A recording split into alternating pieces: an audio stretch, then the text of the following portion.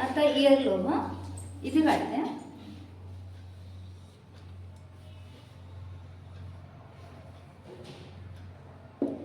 इथे काय आहे? आय.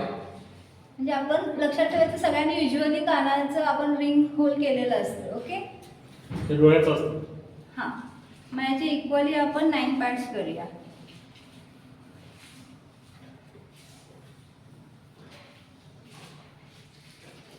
आणि लोबवर आपण 9 पार्ट्स करण्यापूर्वी जरासा पुल अप करायचा, पुल डाऊन करायचा जरासा.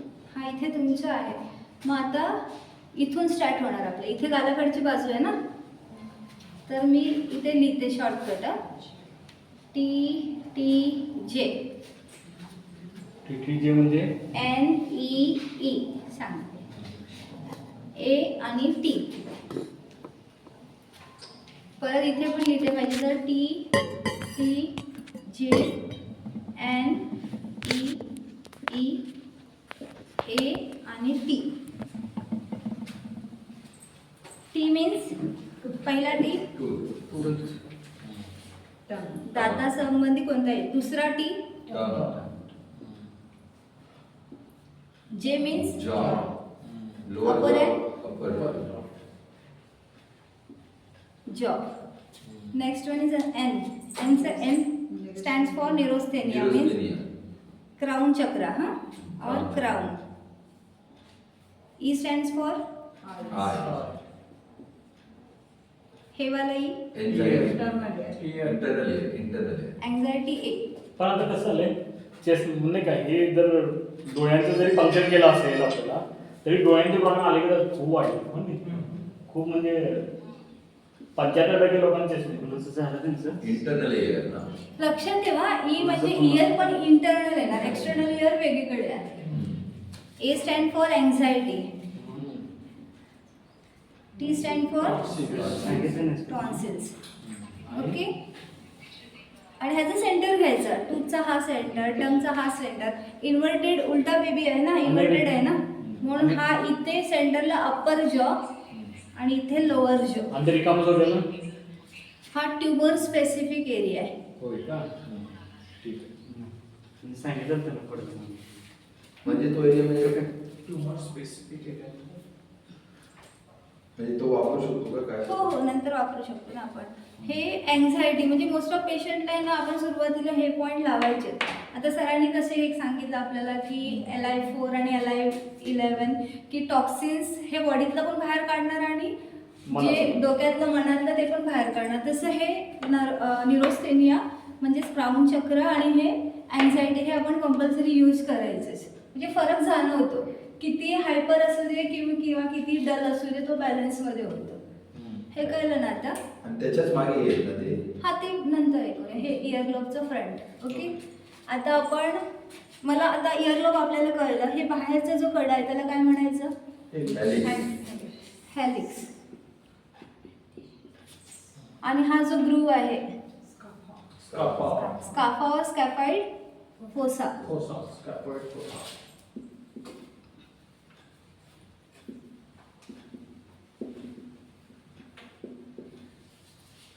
त्याच्यानंतर हा जो उभरलेला भाग असतो तो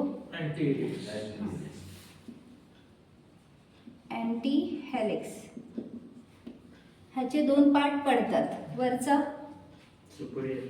सुपेरियर अँटी हेलिक क्रस, इन्फेरियर अँटी हेलिक क्रस. ओके, हेलिक्सचा जो आतमध्ये भाग आलेला आहे त्याला म्हणतात हेलिक्स. पुढे काय? क्रस. आता आपण हेलिक्स समजला आपल्याला, इयरलोब पण समजला. आता स्कॅपॉइड फोसा. आता समजा स्कॅपॉइड फोसाचा ग्रूव असा आहे आणि इथे हा क्रस आलेला आहे, हेलिक क्रस. तर हा स्टमकचा पॉइंट सांगितला. स्टमकच्या पॉइंटला बरोबर पॅरलल असं जायचं. इथून उलटा बेबी इमॅजिन करा. खांद्यापासून ते आपल्या फिंगर्स पर्यंत सगळे फॅलेंजेस पर्यंत आपले पॉइंट्स आहेत. मग ते इक्वली मार्क करायचे. Shoulder, shoulder joint, elbow, wrist, हे पाम किंवा फिंगर्स त्याचं पॉईंट. आता तुम्ही ॲनाटॉमिकल पोझिशन सगळ्यांनी लक्षात ठेवायचं. शोल्डर, शोल्डर जॉईंट नंतर काय येणार आहे? हां, म्हणजे आर्मचा प्रॉब्लेम काही काही पेशंट म्हणतं इथे दुखतं, तर आपण इथे ट्रीट करायचं. एल्बो टू रिस्टमध्ये काय येतं?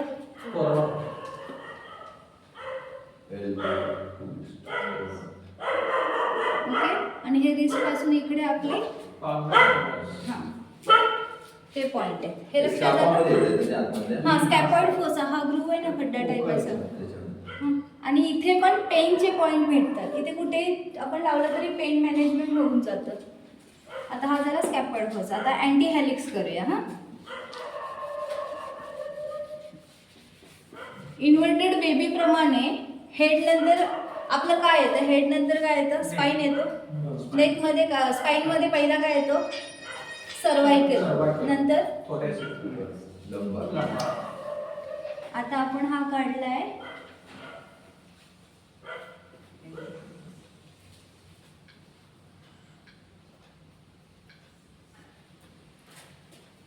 हा अँटीट्रॅगस आहे. हा आता इथून ते हा वायशे पासून इथपर्यंत स्पाइन आणि इथून स्टार्ट.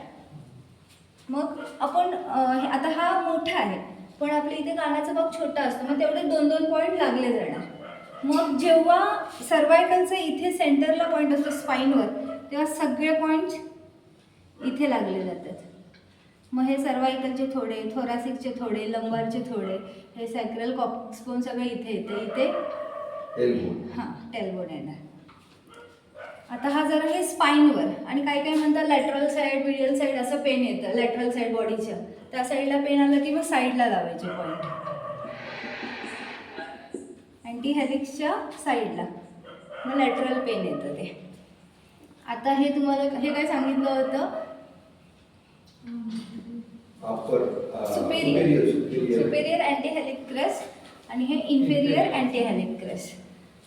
ओके, ते घेऊया आता. ओके चालेल. हा कोणता पॉईंट सांगितला होता? टेलबोन इथे झाला. आता स्पाइन संपला?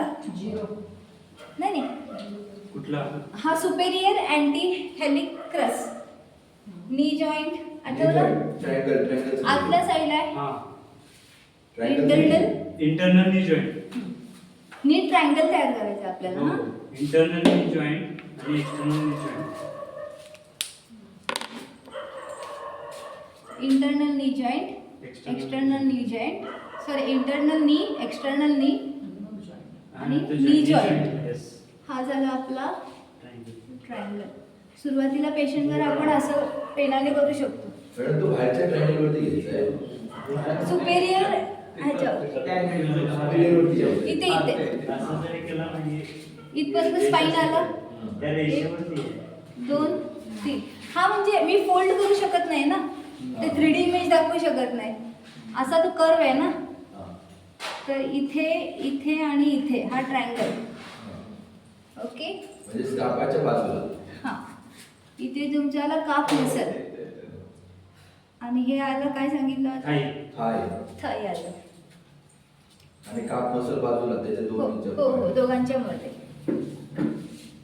डॉर्सल किंवा ह्या कानावरती सांगा, म्हणजे तुम्हाला जे त्रिकोण आहे ना, ह्या कानावरती जास्त समजेल. हां इथे आहे बघा. हां. आतल्या साईडला, मिडल साईडला इंटरनल. पेना नाही करा की काय तू. हां जातो की तो काय स्पिरिटनं जातो तू. हां,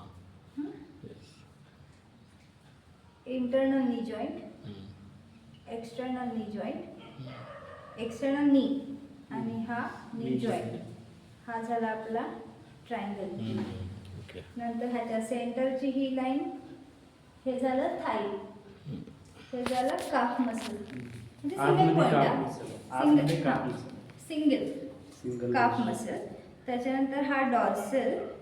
हे पण मी तुम्हाला सांगेल पुढच्या ह्याला की हे कसं लक्षात ठेवायचं. लाईन आखून काढायच्या, म्हणजे ह्याच्यानुसार पहिला काय तर अँकल, नंतर काय तर अँकल, नंतर पुढचा टो, सोल, हिल, हा हिल पॉइंट, ह्याचे 3 डॉट होतात ना, हम्म. हे टो, सोल, हिल, टाचदुखीसाठी वगैरे हा सगळ्यात बेस्ट पॉइंट आहे. आणि हो हो तसा पकडायचा. आतल्या बाजूला आहे तिथे टाच ना. हा टो सो, आता ही टाच पकडा इकडची, मधला भाग सोल, फिंगरचा टो.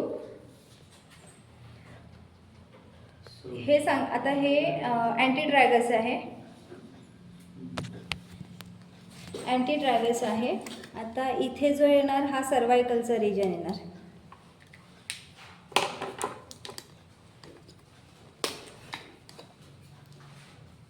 सर्वायकल, थोरॅसिक, लंबर.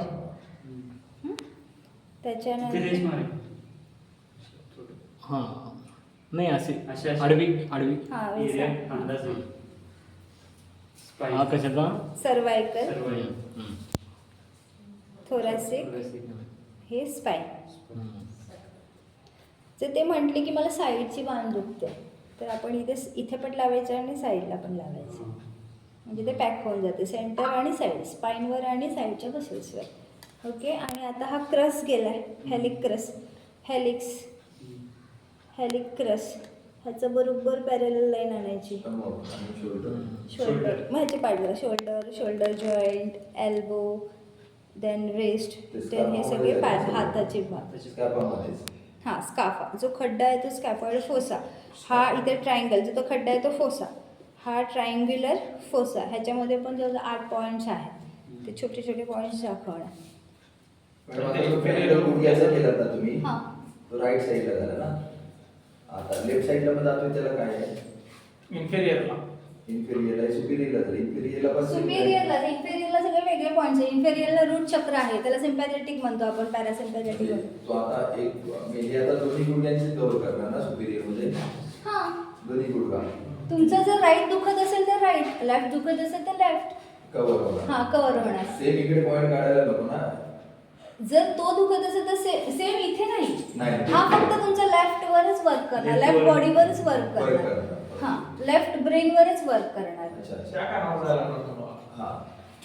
हा मॅडम ब्रेनवर जरी लावलं तर ते राईट ब्रेनवर पण काम करणार, ऑपोजिट काम करतं ना ब्रेन. हा म्हणजे समजा राईट पॅरालायसिस आपल्याला होतो लेफ्ट साईडला, समजा पॅरालायसिसचं तेव्हा बॉडी हे झाले असेल तर डिपेंड, right ला लावायचं. तर राईट ब्रेनला आपण ट्रीट करायचं, म्हणजे राईट साईडला. समजा राईट नी दुखत असेल हा. तर लेफ्ट इयरला काम करायचं. नाही सेम, सेमच काम करायचं. Only brain.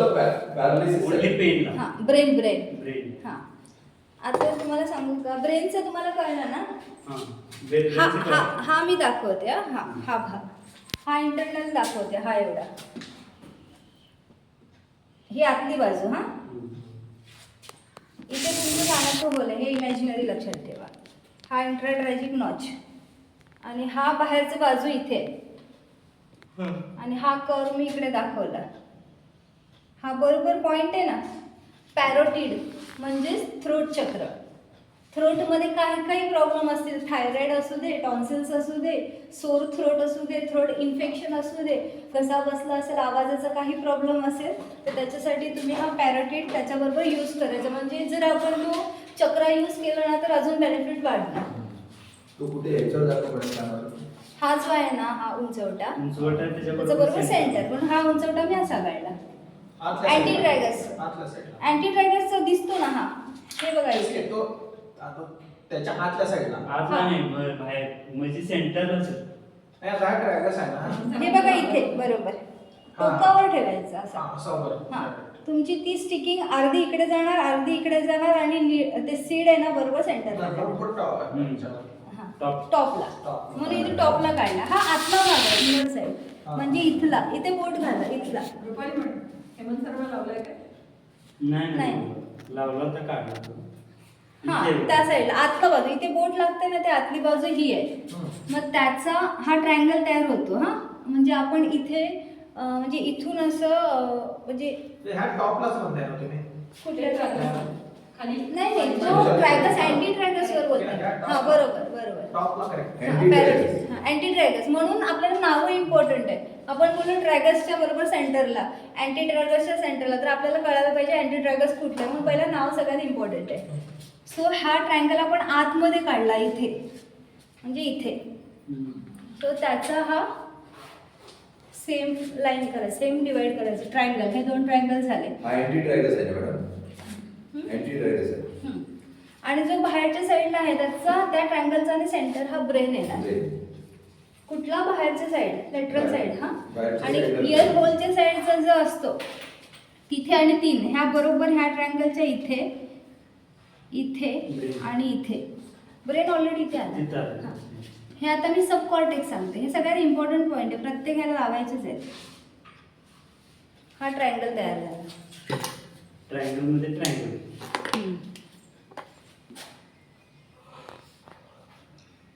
हा आतल्या साईडचा ट्रायंगल आहे ना? हां. आतल्या साइड मध्ये एक ट्रायंगल मोठा, त्याच्यामध्ये एक छोटा, त्याच्यात एक छोटा. आणि इथे त्याच्यामध्ये फक्त पण एक सेंटर मध्ये छोटा. ब्रेन येणार. हा. परत त्याच्यामध्ये एक आतल्या साईडला हे ट्रायंगल. इंटरट्रॅजिक नॉच आहे बघा. तुम्ही ते हार्मोनचा म्हटला ना, थर्ड आय चक्राचा पॉईंट हा आहे. मग त्या साईडला आहे ना, इथे हा वॅस्क्युलर सबकॉर्टेक्स, सर्क्युलेशन. हा नावाप्रमाणे जावा ना, नर्वस सबकॉर्टेक्स. आणि हा आहे डायजेस्टिव्ह सबकॉर्टेक्स. पित्ताचा प्रॉब्लेम, पोटाचा प्रॉब्लेम काही असू दे, त्यांना रिगर्गिटेशन असू दे, डकार असू दे, हिकअप्स असू दे, काय असेल त्याला हा पॉईंट लावायचा, डायजेस्टिव्ह सबकॉर्टेक्स. हा ट्रायंगल आतमध्ये तयार झाला. आणि बरोबर हा इथे असतो ना, किंवा हा पॅरोटिडवाला हा जो इथे संपतो, इथे नॉचची सुरुवात, इथे ओव्हरीचा पॉईंट आहे. ज्यांना PCOD, ओव्हरी रिलेटेड प्रॉब्लेम आहे ना, तिथे तुम्ही साधं नाखून जरी लावलं तरी पेन होणार. ते आपले जिम्मी तर सहन पण करू शकणार नाही. म्हणजे इतकं ठेवला पेन होतं. आपल्याला प्रॉपने असं जास्त स्टिम्युलेट करायची पण गरज नाही. कुठलाचा पॉईंट असतो ना, त्याला ठेवल्यावर पण पेन्स जाणवतात. आता हा बाहेरचा बाजू समजला तुम्हाला? हा बाजू. आता आपण हा काढला तो आतल्या बाजूने काढलाय का नाही? हा आता बाहेरचा काढूया. आता अँटी ट्रॅगस करूया. परत ह्याचा तुम्ही बघितलं ना, हे व्हिज्युअलाइज करा. इथे ट्रायंगल दिसतो.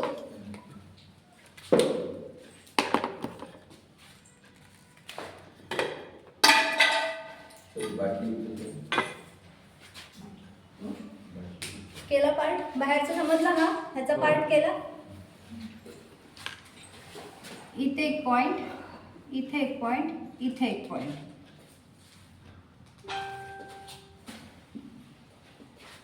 आपल्या साईडला असतो, म्हणजे इथे कानाचा होल दाखवला. हा आहे फ्रंटल हेडेक. जिम्मी लावून सुद्धा तुमचं म्हणते ना, माझं इथे दुखते, तर इथे थोडा वेळ स्टिम्युलेट केलं की इकडचं थोड्या वेळाने असं पूर्ण मायनस येऊन पूर्ण शांत होऊन जातं. हा आहे टेम्पोरल, ऑसिपिटल, वर्टेक्स परायटल.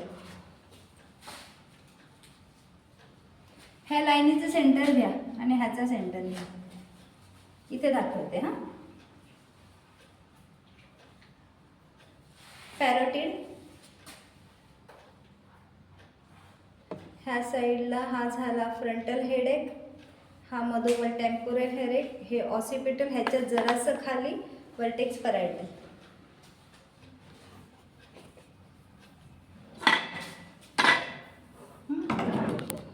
एवढंच प्रॅक्टिकल करायला कसं दिमाग के ऊपर जायला. आता प्रॅक्टिकल करूया.